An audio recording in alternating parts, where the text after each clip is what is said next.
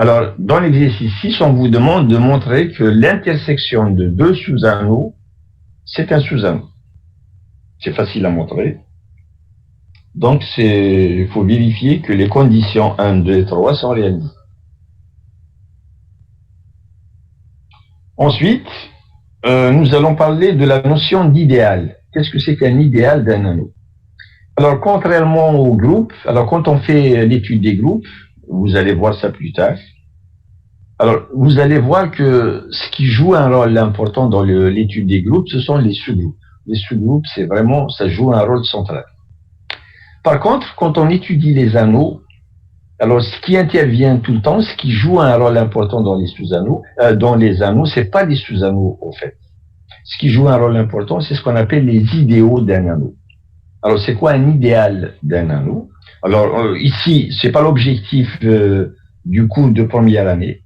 Donc, il ne s'agit pas d'étudier les anneaux en détail. Enfin, pour ceux qui auront l'occasion de revoir ce chapitre plus tard, ça se fait en général en troisième année. Donc, l'étude plus poussée des anneaux, c'est à partir de la troisième année. Et ce qui intervient le plus souvent, ce sont les idéaux. Alors, c'est quoi un idéal? Alors, on se donne un anneau A. Ensuite, comme idéal, ça commence par I, donc les idéaux, on les note par des I. Alors, I, c'est une partie de A. Donc, A, c'est un anneau. I, c'est une partie. Alors, on dit que c'est un idéal à gauche. On dit que I, c'est un idéal à gauche. Si I, avec la loi plus, c'est un sous-groupe. Ça, c'est la première condition. Deuxième condition, si vous prenez un élément de A et un élément quelconque de I, alors AX appartient à I. Alors, quand on a ça, on dit que I est un idéal à gauche. Alors, un idéal à droite, c'est la même définition, sauf que au lieu de montrer que AX appartient à I, on montre que plutôt c'est XA qui doit appartenir à I. Et dans l'étude de façon générale, dans l'étude des idéaux, en général, on s'intéresse à ce qu'on appelle les idéaux bilatères. Alors, les idéaux bilatères, c'est quoi? Ce sont les idéaux qui sont à la fois à gauche et à droite. Ça veut dire qu'un idéal est bilatère si c'est un sous-groupe et si, pour tout élément de A et pour tout élément de I, AX appartient à I et XA appartient à I. Parce que de manière générale, l'anneau n'est pas commutatif. Donc AX, ce n'est pas égal à XA. Mais pour un idéal bilatère, il faut que AX et XA, il faut que ces deux éléments-là, il faut qu'ils soient dans I. Alors, je viens de vous dire que ce n'est pas l'objectif du cours de première année. Donc, on va juste donner la définition, on va donner quelques exemples, et puis c'est tout. On ne va pas approfondir l'étude. Ce n'est pas dans le programme. Alors, quelques exemples d'idéaux. Alors, A, un anneau. On prend un anneau quelconque. Alors, il faut savoir que l'ensemble 0 et A lui-même, ce sont des idéaux. Ce sont des idéaux bilatères. Alors, si vous prenez l'anneau Z, c'est quoi ces idéaux? Les idéaux de Z, eh bien, ce sont les NZ, les multiples de N, avec N quelconque. Par exemple, 2Z, 3Z, 4Z, etc. Tout ça, ce sont des idéaux de Z, et ce sont les seuls. Et puis, par exemple, si vous prenez un élément de A c'est un anneau quelconque, vous prenez un élément dans A et vous regardez l'anneau A fois petit a. Alors, c'est quoi les éléments? Ce sont les XA avec X dans grand A. Eh bien, ça, c'est un idéal à gauche. On montre que ça, c'est un idéal à gauche. Et dans l'autre sens, petit a fois grand A, eh bien, c'est un idéal à droite. Il faut juste remarquer que la définition, elle est vérifiée. Donc, du moment que la définition est vérifiée, vous avez affaire à des idéaux. Bon, alors il y a une remarque qui est très très importante. Elle est essentielle dans l'étude des idéaux. C'est que lorsque l'élément neutre de la deuxième loi appartient à l'idéal, alors forcément, l'idéal est égal à A. Alors, c'est pas difficile à voir, parce que un idéal, c'est une partie de A, donc I, c'est toujours inclus dans A. Et pour avoir I égale à A, ben, il suffit de montrer que A est inclus dans I. Si on a la double inclusion, on obtient l'égalité. Alors, pourquoi A est inclus dans I? Parce que si vous prenez un élément X dans A, quelconque, on prend un élément X dans A. Ben, du moment que 1, donc regardez, soit I un idéal qui contient l'élément unité, il contient 1. Donc puisque 1, le 1 de A appartient à I, alors l'idéal, qu'est-ce qu'il vous dit? La définition d'un idéal. Alors il vous dit que si vous avez, regardez bien ici, la définition. Alors, pour n'importe quel élément de A et pour n'importe quel élément de I, si vous prenez un élément de A avec un élément de I, le produit, il appartient à I. Donc ici, si je prends un élément de A, et puisque le 1, il appartient à I, donc le produit, X, donc ça implique que X fois 1 de A, ben, il appartient à quel ensemble? Appartenir à I, parce que I c'est un idéal. Mais X fois l'élément neutre, c'est quoi? Ben, c'est X. Ça veut dire que X appartient à I. Donc, n'importe quel X, pour n'importe quel X dans A, ben, X appartient à I. Ça signifie que A est inclus dans I. Et donc, on obtient l'égalité. Donc, dès que le 1, dès que l'élément neutre appartient à I, dès qu'il appartient à un idéal, l'idéal est égal à A. Donc, c'est une remarque qui est très importante et il fallait la souligner. Alors, je vous ai dit que la notion d'idéal, c'est pas l'objectif de ce cours. Donc, il fallait juste donner la définition et quelques exemples. Par contre, les morphismes, c'est important. Comme les morphismes de groupe, on va définir qu'est-ce que c'est qu'un morphisme d'anneau. Alors, pour avoir un morphisme d'anneau, donc il faut avoir d'abord une application entre un anneau et un autre. Alors, soit A et A', deux anneaux. Alors, soit A et A', deux anneaux. On appelle morphisme d'anneau toute application F qui va de A dans A' et qui vérifie les conditions suivantes. Il y a 3 conditions à vérifier. Un morphisme de groupe, si vous vous rappelez, c'est une seule condition. Par contre, un morphisme d'anneau, c'est 3 conditions. Alors, il faut que chaque fois que vous avez 2 éléments de A, il faut vérifier que l'image de la somme, c'est la somme des images. Donc, f de x plus y, c'est f de x plus f de y. L'image du produit, c'est le produit des images. Donc, f de xy, il doit être égal à f de x fois f de y.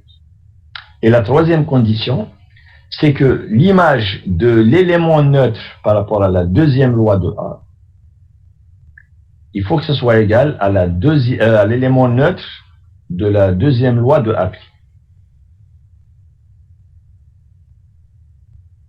Et un morphisme d'anneau qui est bijectif, on l'appelle un isomorphisme d'anneau, comme un isomorphisme de groupe. Donc, isomorphisme, ça veut dire morphisme bijectif. Voilà la définition d'un morphisme. Alors là aussi, on va donner quelques exemples. Par exemple, l'identité. Donc si A est un anneau, alors l'identité, c'est l'application qui va de A dans A et qui a X, on associe X. Eh bien, l'identité, on vérifie que c'est un isomorphisme d'anneau. C'est facile à voir.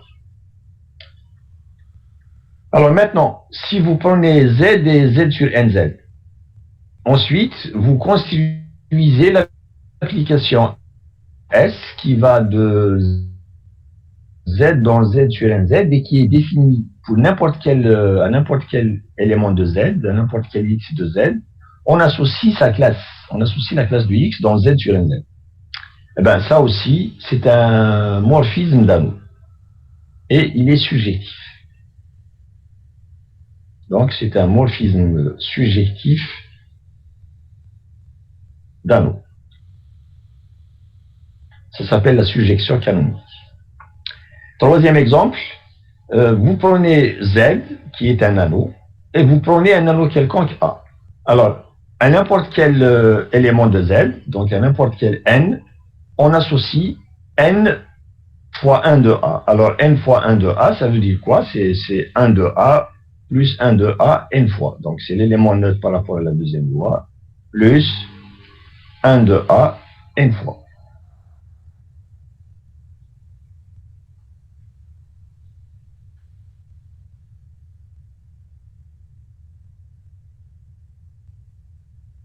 Donc, voilà comment on définit F.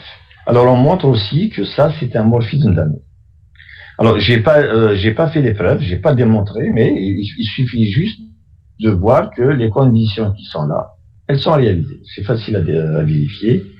Donc, tout ça, ce sont des morphismes d'anneau. Alors, comme pour le cas des morphismes de groupe, on vous demande de montrer dans cet exercice, c'est la même démonstration, c'est pratiquement la même chose. On vous demande de montrer que la composée de deux morphismes d'anneau, c'est un morphisme d'anneau. Ça veut dire que si vous avez un morphisme d'anneau F, un morphisme d'anneau G, alors si la composée F rang G existe, alors F rang G, c'est aussi un morphisme d'anneau. Donc la composée de deux morphismes, c'est un morphisme. Alors, c'est quoi le noyau d'un morphisme d'anneau et c'est quoi l'image d'un morphisme d'anneau? Donc, on a défini le noyau d'un morphisme de groupe. Maintenant, on va définir le noyau d'un morphisme d'anneau.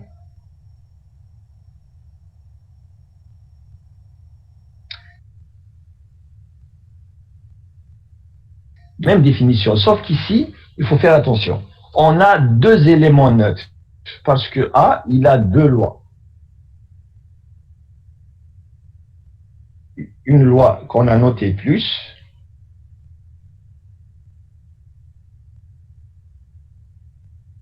et une loi qu'on a notée produit. Donc ici, on a deux lois.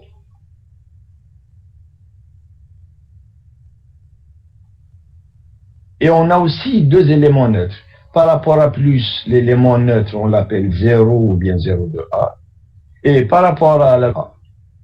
Alors, on a dit que pour les groupes, le noyau, c'est quoi le noyau? Eh bien, le noyau, c'est on va prendre tous les X dont l'image, c'est l'élément neutre. Alors, pour les morphismes d'anneau, ben, c'est quoi l'élément neutre? Est-ce que c'est 0 ou bien A? Le 1. Alors, en fait, faites attention, il faut prendre toujours l'élément neutre par rapport à la première loi. Donc, le noyau de F, ce sont les X dont l'image, c'est égal à l'élément neutre par rapport à la première loi. Ce n'est pas l'élément neutre par rapport à la deuxième loi. Faites attention. Donc, le noyau d'un morphisme d'anneau, ce sont les éléments qui sont dans le premier anneau, ce sont les éléments de A, dont l'image, ça veut dire f de x, est égale à l'élément neutre de la première loi. C'est 0 de A, de A'. Donc, l'élément neutre par rapport à la première loi de A'. Alors, pour l'image, c'est la même définition. L'image de f, c'est quoi? Ce sont toutes les images. Donc, c'est tous les f de x. Donc, ce sont tous les f de x avec x dans A. Et c'est ce qu'on appelle l'image directe de A. Donc, il faut juste insister sur le noyau. Donc, le noyau, c'est les x qui ont pour image l'élément neutre par rapport à la première loi. C'est pas par rapport à la deuxième. Bon, alors, ce qu'il faut savoir, j'ai fait la preuve, mais bon, c'est pas, on va pas insister dessus. Alors, il faut savoir que le noyau un morphisme d'anneau, c'est toujours un idéal à gauche et à droite de A, et que l'image, alors l'image ce n'est pas un idéal, mais c'est un sous-anneau de A'. L'image de F c'est un sous-anneau, le noyau c'est un idéal. Monsieur, Oui. comment on calcule l'image d'un ensemble? Vous êtes en retard. Vous êtes très en retard. L'image d'un ensemble, on l'a déjà fait combien de fois? On l'a fait quand on avait défini les applications, on l'avait fait au niveau des groupes, on l'avait fait partout. Vous prenez toutes les images pour calculer. Il n'y a pas une seule façon de calculer, ça dépend de l'application et ça dépend de votre ensemble.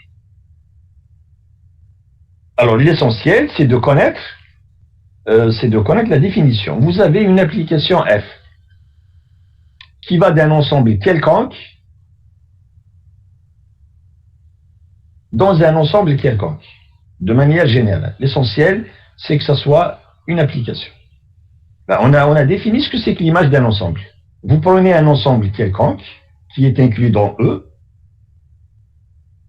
et on avait défini qu'est-ce que c'est que F de A. F de A, vous prenez toutes les images des éléments de A. Donc, ce sont tous les F de X, avec X dans A.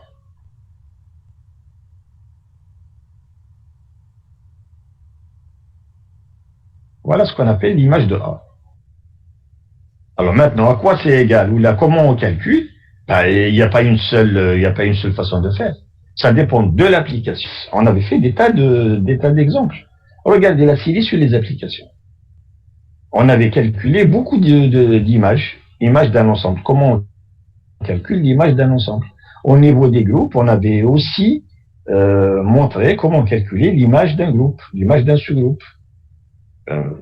Vous êtes très en retard, donc il faut réviser, il faut pas vous laisser distancer. L'image d'un ensemble, F de A, ça a été fait depuis le début de l'année.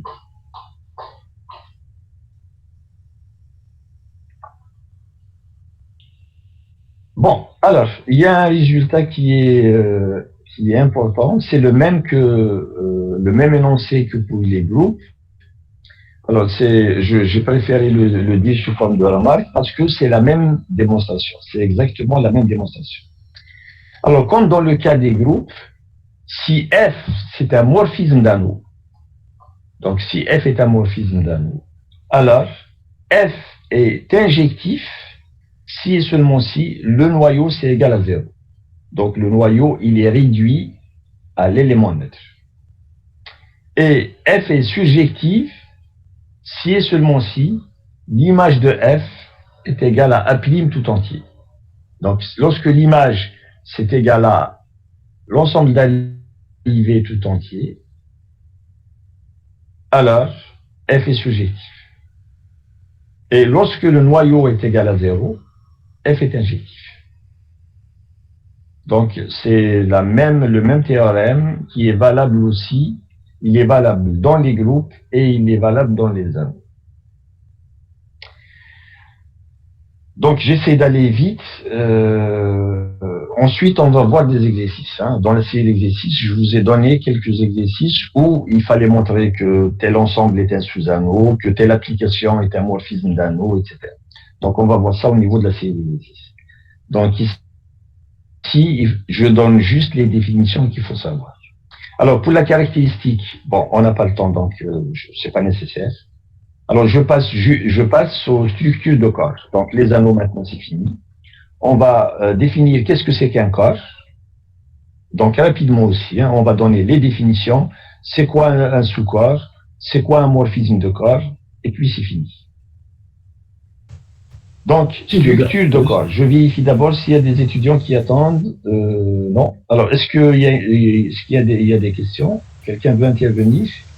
Monsieur, on aura tout ça dans l'examen. Alors, jusqu'aux anneaux, oui. Regardez la série d'exercices.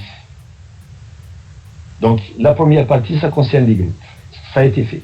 Maintenant, tout à l'heure, je vais faire une séance sur les anneaux. D'accord?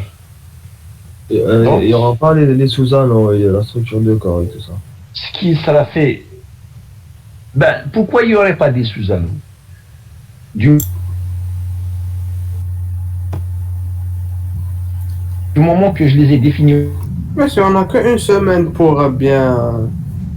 C'est peu. Oui, j'avoue.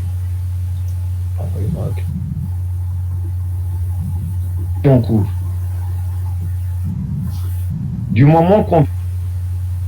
Oui, c'est pas... Je vous demande pas de... comment dire? Mais monsieur, on n'a qu'une semaine pour bien... Je vous demande pas de l'impossible. On ne peut pas être prêt à ça. Voilà.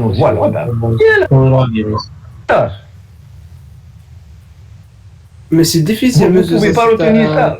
Vous pouvez pas retenir ces trois conditions. Si, on peut. Deux éléments, la différence appartient à B, un appartient à B. Voilà ce que c'est qu'un sous-anneau. Et alors, où est le problème? Si je vous demande...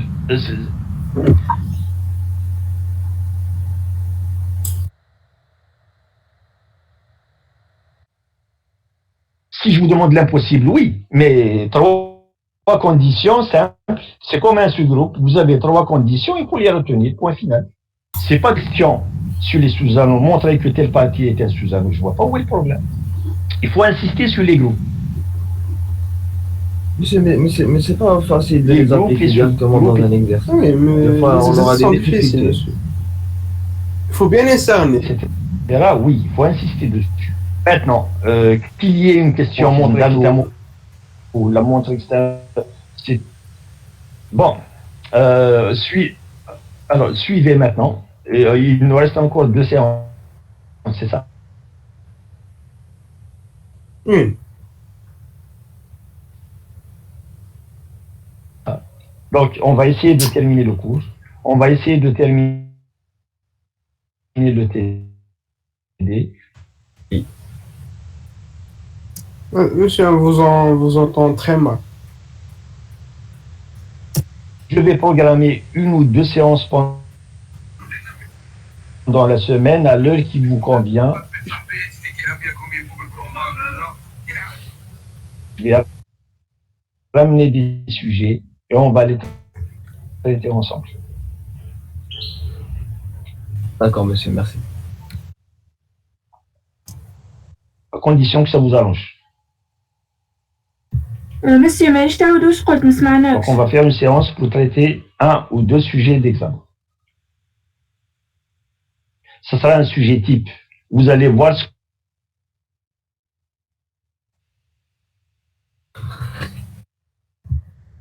Monsieur, qu'on donne d'habitude. Ensuite, à la fin, si vous voulez qu'on discute, on va discuter. D'accord, monsieur, merci. Maintenant, ne perdons pas de temps. On va essayer d'aller... Alors, je vous ai dit, pour ne pas perdre du temps, laissez-moi terminer le cours. Monsieur, on ne vous entend pas.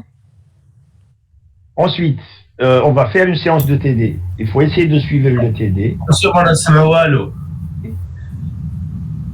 Si on attend, on fait ça, vous avez mis des discussions, si des remarques, des trucs. On va discuter après. Maintenant, Monsieur, connexion table. il reste la définition.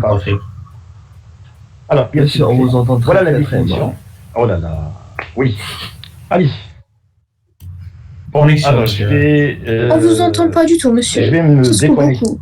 Eh bien, la connexion, c'est pas de ma faute. Qu'est-ce que vous voulez que je... Oui, mais si c'est la connexion, je peux rien faire. Là, qu'est-ce que vous voulez que je fasse? Bon. C'est pas grave.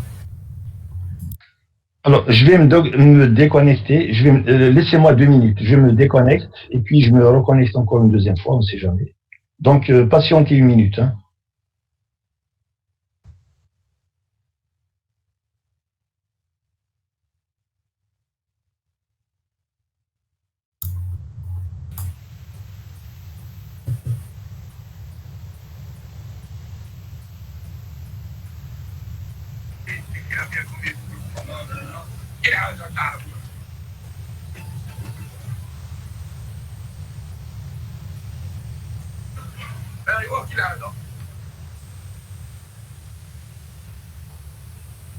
أنا كيف أنت كيف حكايتها؟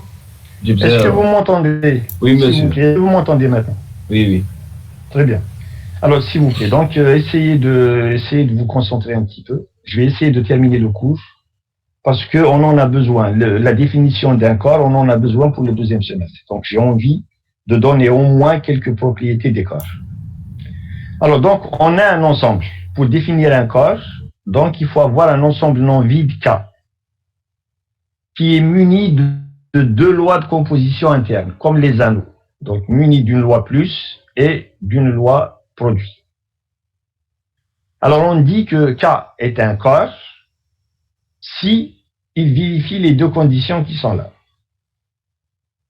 Alors, la première condition, c'est que K, c'est un anneau. Donc, un corps, c'est un anneau. Première condition. Deuxième condition, tout élément qui est non nul, tout élément qui est dans K moins 0, donc tout élément non nul, est inversible par rapport à la deuxième loi. Donc tout élément est inversible par rapport à la deuxième loi. Ça veut dire que quel que soit x dans K étoile, il existe un élément x moins 1, ou la x' dans K, tel que x fois x moins 1 égale x moins 1 fois x égale à 1. Le 1, ça veut dire c'est l'élément neutre par rapport à la deuxième loi. Donc, un corps, c'est un anneau tel que tout élément non nul est inversible. Voilà ce qu'on appelle un corps. Par exemple, R est un corps. Parce que si vous prenez un élément dans R étoile, si vous prenez X qui est dans R étoile, alors est-ce qu'il est inversible?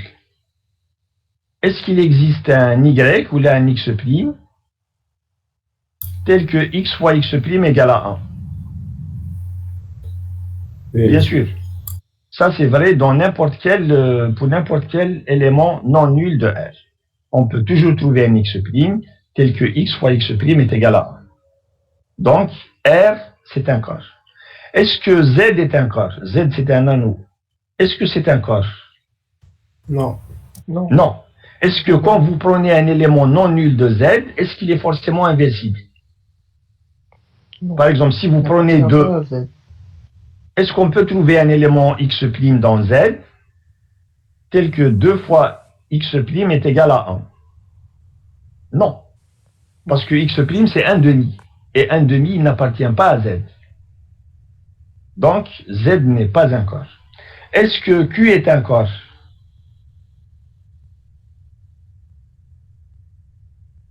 Oui. Oui. Parce que si vous prenez un élément de Q, n'importe lequel, qui est non nul, donc vous prenez un élément de Q qui est différent de 0, ben, il est inversible. C'est quoi son inverse? C'est 1 sur A. Et 1 sur A, est-ce qu'il appartient aussi à Q étoile? Est-ce qu'il appartient à Q? Oui. Oui. Donc, l'élément A est inversible. Ce qui fait que tout élément de Q, non nul, est inversible. Et donc, comme Q, c'est un anneau, et que tout élément non nul est inversible, donc c'est un corps. C aussi, c'est un corps.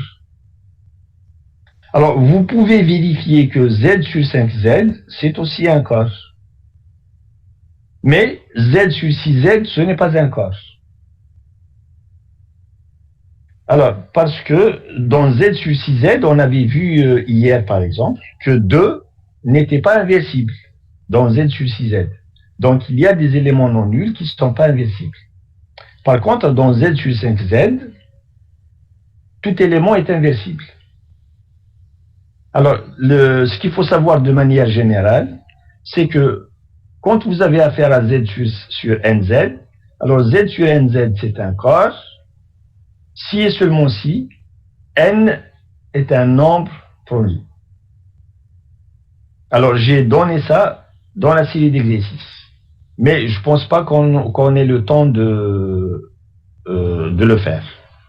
Donc, vous allez lire le corriger si vous avez le temps. Et vous allez trouver donc la preuve de cette équivalence. Pour Z sur NZ, pour qu'il soit un corps, il faut que N, il faut qu'il soit premier. Donc, c'est un résultat qu'il faut connaître. Alors, pour la preuve, je vais vous la donner dans la série d'exercices, mais je ne pense pas qu'on aura suffisamment le temps de le faire. Alors, cet ensemble-là, A plus B racine de 2 avec A et B dans Q, celui-là aussi, c'est un corps.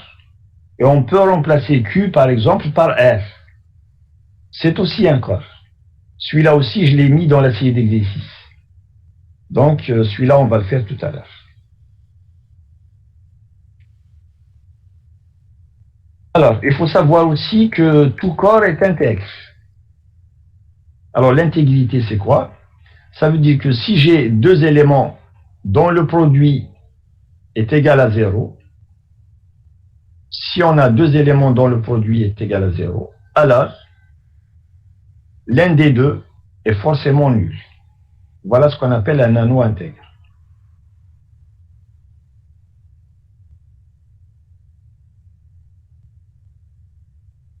Alors, on a vu qu'il y a des anneaux qui sont intègres, par exemple Z, R, tout ça, c'est des anneaux intègres.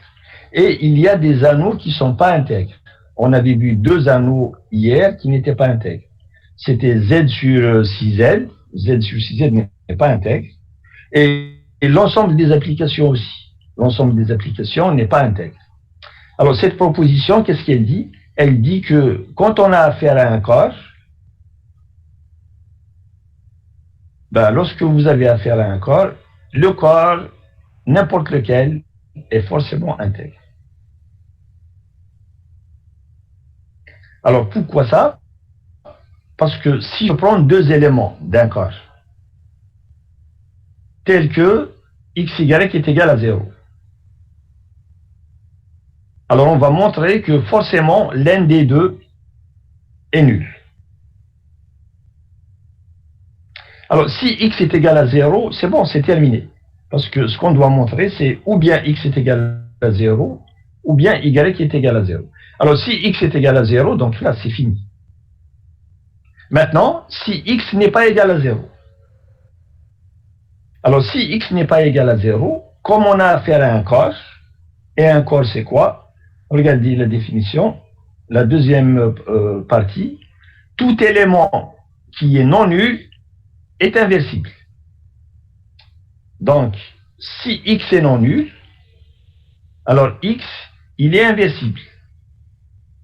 Alors, comme il est inversible, donc il va exister un inverse, que je vais appeler x moins 1. Donc, il est x moins 1 tel que x fois x moins 1 est égal à 1. Alors, je reviens à x, y égale à 0, comme je démarre de x, y égale à 0. Je sais qu'au début, x, y, c'est nul. Alors, comme x moins 1 fois x est égal à 1, donc je vais multiplier par x moins 1 ici, et je vais multiplier par x moins 1 du même côté. Alors, x moins 1 fois x, ça me donne 1. Donc, et 1 fois y, donc je vais avoir y. Et de l'autre côté, je vais avoir x moins 1 fois 0. X moins 1 fois 0, ça va être... Et donc, je montre que y est égal à 0. Donc si X n'est pas nul, alors forcément Y est nul. Ce qui fait que cette propriété est démontrée. Et donc, on obtient un anneau intègre. Alors, donc, ce qu'il faut savoir, c'est que tout corps est intègre. Ce n'est pas vrai pour tous les anneaux, mais c'est vrai pour les corps. N'importe quel corps est forcément intègre. Alors, une autre propriété concernant les corps, c'est que quand on a affaire à un corps, eh bien, les seuls idéaux, ça je ne vais pas le faire parce que ce n'est pas très important, mais il faut savoir que les seuls idéaux d'un corps, c'est uniquement 0 ou bien le corps lui-même. Alors pour les anneaux, un anneau quelconque, il a plusieurs idéaux. Par exemple, je vous ai dit tout à l'heure, je sais que il y a plusieurs résultats, que c'est pas facile à retenir, etc. Mais les idéaux, c'est pas important. Donc vous pouvez ne pas les regarder, il y a aucun souci. Alors j'ai dit que pour Z, les idéaux de Z, ce sont les NZ. Donc il y en a une infinité. Par exemple, 2Z, c'est un idéal. 3Z, c'est un idéal. 4Z, 5Z, ainsi de suite. Tout ça, c'est des idéaux. Mais pour un corps, il a uniquement 2 idéaux, pas plus. C'est l'ensemble formé par l'élément neutre et l'ensemble formé par le corps lui-même. Il n'y en a pas d'autre. Donc, ce sont des propriétés qui sont caractéristiques, qui sont propres au corps. Bon, alors, une fois qu'on a la définition et quelques exemples, donc maintenant, je vais définir qu'est-ce que c'est qu'un sous-corps, et puis, les morphismes de corps. Donc, je vais me contenter de ces 2 définitions, quelques exemples, et puis on aura fait l'essentiel. Donc, c'est quoi un sous-corps? Ben, un sous-corps, donc il faut d'abord un corps et une partie du corps. Donc, L, c'est une partie de corps. Alors, on dit que L est un sous-corps si, première condition, c'est comme pour les anneaux, il faut que L soit un sous-groupe. Deuxième condition, comme pour les sous-anneaux, chaque fois que vous avez 2 éléments, le produit, il est dans L. Bon, alors, s'il vous plaît, vous fermez les micros, s'il vous plaît.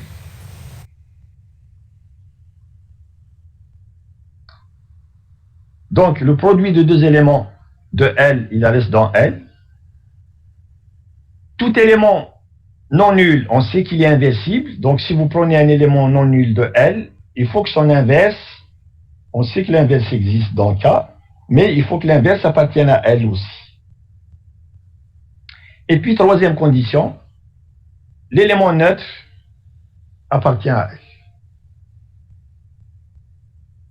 Bon, alors donc c'est quoi un sous-corps? Si vous regardez la première condition, la deuxième et la troisième, ça vous fait quoi? Ça vous fait L sous anneau. La condition 1, 3 et 4, ça signifie que L, c'est un sous-anneau de K. Et la troisième condition, elle signifie donc que tout élément non nul de L, quel que soit X dans L étoile,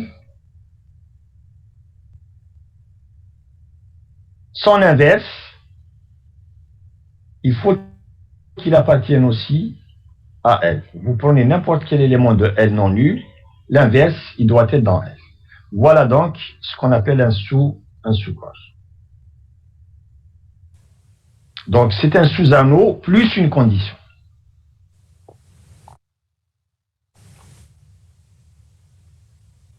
Alors, c'est quoi un sous-anneau, un sous-corps? Bon, un sous-corps, donc c'est comme les sous-anneaux. C'est un corps qui est plus petit que le corps d'origine.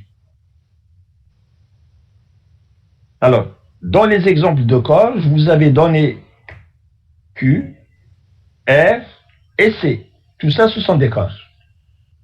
Alors, comme Q est inclus dans R, Donc, Q, c'est un corps qui est inclus dans un corps plus grand qui est R. Ben, ce qui fait que Q, c'est un sous-corps de R. Et comme R est inclus dans C, donc R aussi, c'est un sous-corps de C. L'ensemble des A plus B racine de 2 avec A et B dans Q, j'ai dit que ça aussi c'est un corps. Alors, en fait, c'est pas un sous-corps de R, non. Ça c'est un sous-corps, c'est pas un sous-corps de Q, c'est un sous-corps de R. Il y a une petite erreur. Parce que racine de 2, elle n'est pas dans Q, elle est dans R. Donc cet ensemble-là, c'est un sous-corps de R. Donc voilà la définition d'un sous-corps. Et voilà quelques exemples. Donc, je vais terminer par les morphismes de corps. On a vu ce que c'est qu'un morphisme d'anneau. Maintenant, je vais définir ce que c'est qu'un morphisme de corps. Alors, donc, un corps étant un anneau, un morphisme de corps, c'est une application qui vérifie les mêmes propriétés qu'un morphisme d'anneau. Donc, morphisme de corps, ça veut dire la même chose qu'un morphisme d'anneau. Alors donc, en d'autres termes, définition, je me donne deux corps, K et L, et puis une application F qui va de K dans L. Alors on dit que c'est un morphisme de corps si, quel que soit X, Y dans L, donc un morphisme de corps, c'est un morphisme d'anneau, c'est les mêmes propriétés. Ça veut dire que chaque fois que vous avez deux éléments dans L, dans K, pardon, oh là là, alors ici c'est K. Chaque fois que vous avez deux éléments de K, l'image de la somme, c'est la somme des images. Et chaque fois que vous avez deux éléments de K, l'image du produit, c'est le produit des images. Troisième chose, c'est que l'image de l'élément neutre, par rapport à la deuxième loi, c'est égal à l'élément neutre par rapport à la deuxième loi du corps d'arrivée. Donc, morphisme de corps, c'est la même définition que morphisme d'anneau. Ce sont les mêmes propriétés qu'il faut vérifier.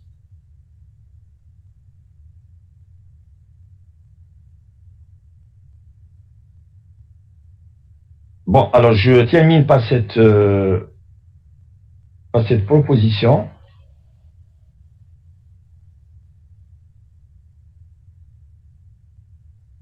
Alors la proposition, elle dit que tout morphisme de corps est injectif. Ça c'est une propriété qui est très importante et qui est valable uniquement pour les morphismes de corps. Lorsque vous avez un morphisme d'anneau, il peut être injectif, il peut non-injectif. Par contre, lorsque c'est des corps, n'importe quel morphisme de corps est forcément injectif. Donc, je ne vais pas m'attarder là-dessus, c'est juste une information qu'il faut retenir. Un morphisme de corps, il est forcément injectif.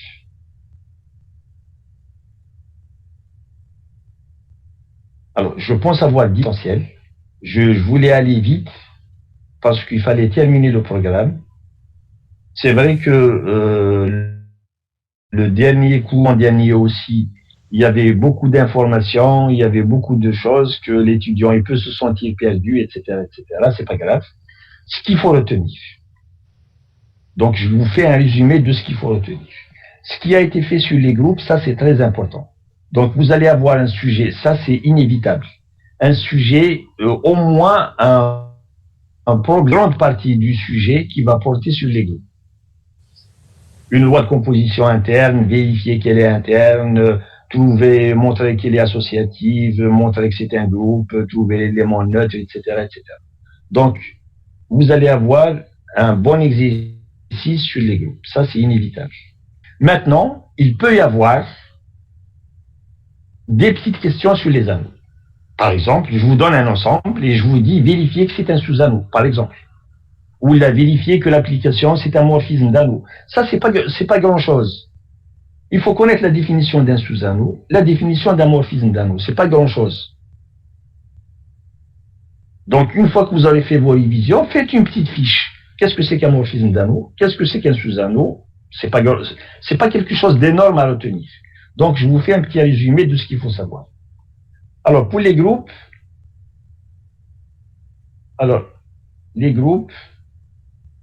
ça sera une bonne partie du sujet. Ça, c'est clair. Tout ce qui a été fait sur les groupes, ça, il faut les avoir. monsieur. Comment? L'exercice de les groupes, je n'ai pas encore fait le sujet.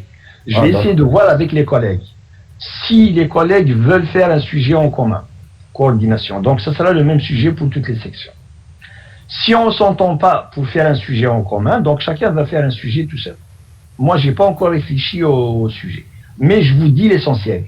Donc, il va y avoir ce qu'on a fait jusqu'au groupe. Mais dans le sujet, il va y avoir un bon exercice sur les groupes. Ça, c'est clair. Un petit problème, etc. sur les groupes, ça, c'est inévitable. Mais vous allez avoir des exercices sur les ensembles, applications, relations, etc. Tout ce qui a été fait. Maintenant, je vous ai dit, pour les anneaux, il ne faut pas trop insister sur les anneaux. Moi, je voulais faire le programme, je voulais terminer le programme. Mais n'insistez pas beaucoup sur les anneaux. Quand vous faites vos révisions, il ne faut pas trop insister. Il faut savoir qu'est-ce que c'est qu'un anneau. Ça, il faut le savoir. La définition d'un sous-anneau, c'est 3 propriétés qu'il faut retenir. 3 propriétés. Et il faut savoir aussi qu'est-ce que c'est qu'un morphisme d'anneau.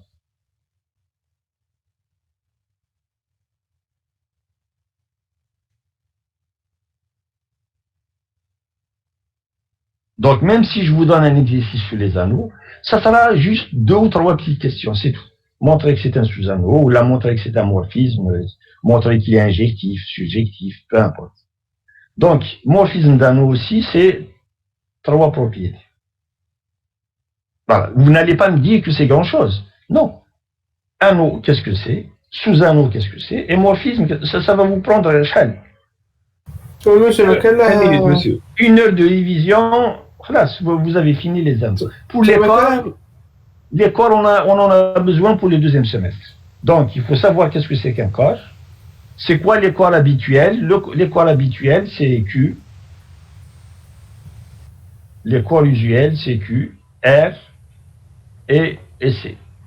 Et au 2e semestre, ce qu'on va faire essentiellement, on va insister essentiellement sur R.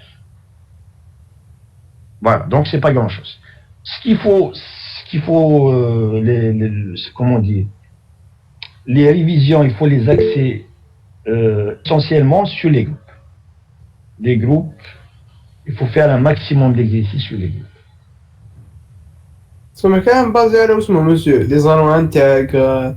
Non, anneau intègre, tout ce qui est élément nilpotent. Non, inversible. Bon, il faut savoir ce que c'est qu'un élément inversible. Ça, c'est important. Il faut savoir ce que c'est qu'un élément inversible. Mais, bon, l'élément inversible, c'est pas grand-chose. Hein, c'est x fois x' égale à 1. Hein. C'est pas grand-chose à lui. Voilà ce que c'est qu'un élément inversible. X est inversible s'il existe un x' tel que x est égal à 1. Ça, c'est pas méchant. Mais il ne faut pas perdre trop de temps sur les anneaux. Il faut insister sur les groupes. Les anneaux, regardez les définitions essentielles. Anneau, sous-anneau et morphisme d'anneau. C'est le plus important. D'accord? Donc, quand vous allez faire vos révisions, sur les anneaux, insistez sur sous-anneaux et morphisme d'anneau. Mais les groupes, tout ce qui a été fait sur les groupes, il faut les avoir. Il faut les avoir en tête. Et il faut faire un maximum d'exercices possibles. Vous avez maintenant tout ce que vous pouvez imaginer sur Internet. Téléchargez des exercices, là où il y a des solutions, sur les groupes, essayez de faire des exercices. Donc, il reste 5 minutes. Alors, ce que je vous, ce que je voulais vous proposer, c'est une séance, trouvez-moi un créneau, si ça vous intéresse. Hein, moi, je m'en fous. Moi, j'ai terminé ma série, j'ai terminé mon cours, donc mission accomplie. Maintenant, si ça vous intéresse, si vous voulez qu'on programme une séance, je vous ai déjà envoyer des sujets d'exercice, enfin des sujets d'examen. Je vais essayer de prendre un ou deux sujets et je vais vous montrer comment traiter un sujet d'examen. On va le faire ensemble. Oui, monsieur. On peut faire une séance en algèbre et une séance en analyse. Je vous ramène un sujet d'algèbre, un sujet d'analyse, et je vous montre comment traiter un sujet, comment on traite un sujet d'examen. Pour voir à peu près qu'est-ce qu'on donne aux examens. Alors, si ça vous intéresse, vous avez votre délégué de la section. Oui, monsieur. Ah, elle est absente. Elle est absente, mais quelqu'un m'envoie, il faudrait que quelqu'un s'en charge. Donc, discutez entre vous, donnez-moi un créneau et on va organiser une séance pour traiter un sujet d'examen. D'accord? D'accord, monsieur, merci. Voilà. Donc, s'il y a des questions, vous les posez, sinon, je vais mettre un terme à la séance. Monsieur? Oui. Dans un truc, quand on dit que xy égale à 0, c'est pas le 0. Alors, vous m'avez posé la question hier. Lorsqu'on est dans le cas d'un anneau, alors anneau, donc j'ai dit, il y a deux lois. La première, on la note additivement, la deuxième, on la note multiplicativement. En réalité, c'est pas l'addition et la multiplication usuelle. En réalité, c'est une loi qu'on note étoile. Donc, en réalité, c'est pas le plus habituel. En réalité, c'est une loi étoile qu'on note plus. Et une deuxième loi, T par exemple, qu'on note produit. Alors, lorsqu'on a affaire à des anneaux, on a un élément neutre. On a deux éléments neutres. On a un élément neutre par rapport à étoile et on a un élément neutre par rapport à T. Dans le cas des anneaux, on a deux éléments neutres. Un par rapport à la première loi et un par rapport à la deuxième loi. Maintenant, si la loi T, on la note par plus. Si la loi étoile, on la note par plus. Alors, l'élément neutre par rapport à étoile, on le note comme l'élément neutre de plus. C'est quoi l'élément neutre de la loi plus? 0. C'est 0. Donc ça, c'est une notation. Alors, quand vous voyez 0 ou bien 0 de A, ben, ce n'est pas le 0 habituel. C'est l'élément neutre par rapport à la première loi. C'est comme ça qu'il faut le retenir. L'élément neutre par rapport à la première loi. Et si je note la loi T, si je la note multiplicativement, ben, comme la loi est notée multiplicativement et que l'élément neutre de la multiplication c'est 1, donc l'élément neutre de la deuxième loi, on le note 1, mais c'est une notation. C'est 1 ou bien 1 de A. Donc c'est juste une notation. Ça veut dire que dans les anneaux, le 0, ça signifie quoi? L'élément neutre par rapport à la première loi. Et 1, qu'est-ce que ça signifie le 1? C'est l'élément neutre par rapport à la deuxième loi. Ce n'est pas le 0 et le 1 habituel. D'accord? D'accord. Merci. Voilà. Monsieur, vous nous envoyez le corrigé la CTD. Bien sûr. On va faire TD tout à l'heure et puis je vous envoie tous les corrigés. J'ai fait le corrigé de tous les exercices de la série. Donc je vais vous les envoyer tous. D'accord. Voilà. D'accord, merci monsieur.